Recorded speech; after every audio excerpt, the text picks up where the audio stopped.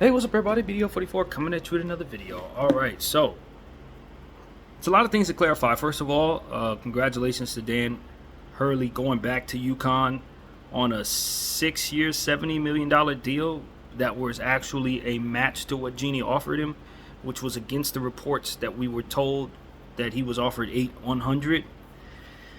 So you allowed UConn to match. If the reports that are going out are true, you did not exceed what UConn was able to do, which tells all of us that you weren't serious about bringing him in.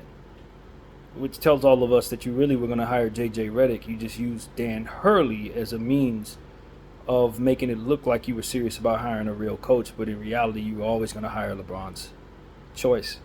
That's what it looks like. That's what the tea leaves show all of us, man. And if that's what this is,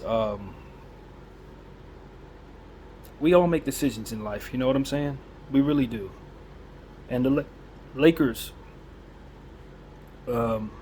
if they botch this with this great coach, was a bad decision. Now, if the reports aren't true and they did offer him more, and I don't know if it was what we thought it was, and he just didn't take it and took significantly less to be at UConn, cool.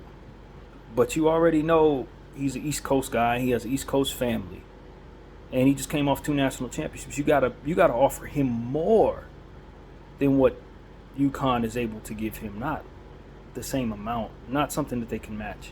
That's not going to get it done. So, you know, the news is too early. It's only been about 20 minutes since the news has been out. But it looks like this is more so a due diligence check for the Laker front office to look as if they tried, rather than something that they were actually trying to do. And to me, that is real tough. That's tough, man. If that's what this is, that's real tough, y'all. I don't personally appreciate the roller coaster that myself and our fan base has been on. I don't appreciate the roller coaster. I understand that this is just a couple of days in the off season. In the grand scheme of things, it may not matter come October. But I would have much rather just found out today that Dan Hurley was going to be willing to take the job and decided not to, rather than have the whole 5-day build-up just to let us down. I think this does worse. This is worse than just simply not having this happen at all, and then announcing to us that Dan Hurley would become the coach if he were to choose the job. I think they would have did a lot better without the roller coaster. I understand we're in LA, but it's a little tone deaf to have a fan base that's frustrated with the Boston Celtics being in the finals. A fan base is just coming off some very bad hires by the same front office.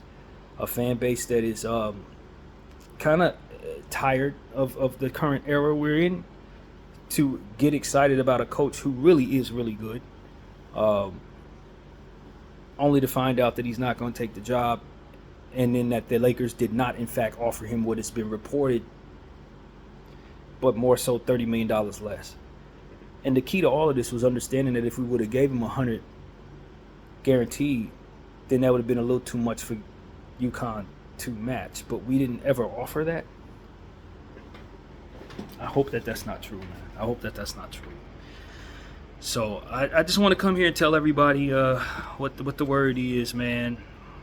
I don't want to do a knee-jerk reaction in regards to how I feel about this, because the news is still rolling in, but he definitely went back to UConn. And now we'll find out the details of how this went. I don't know how to feel as it pertains to the front office. Do I thank them for trying and it just didn't work out? Or do I get frustrated with the fact that they were not able to up their offer and all the thoughts that come with that? So I'm going to go listen to some talking heads, find out what they're saying, listen to the tone, figure out how people are feeling. I'm not mad at Dan Hurley. I can be a little salty. I think that's natural. But all those feelings are not necessary. In the end of the day, the man had a choice to make, and the Lakers did not make a compelling enough offer to make him move. That's really what it is. So now we pivot back to JJ, I guess. BDL44. I thank you all for watching.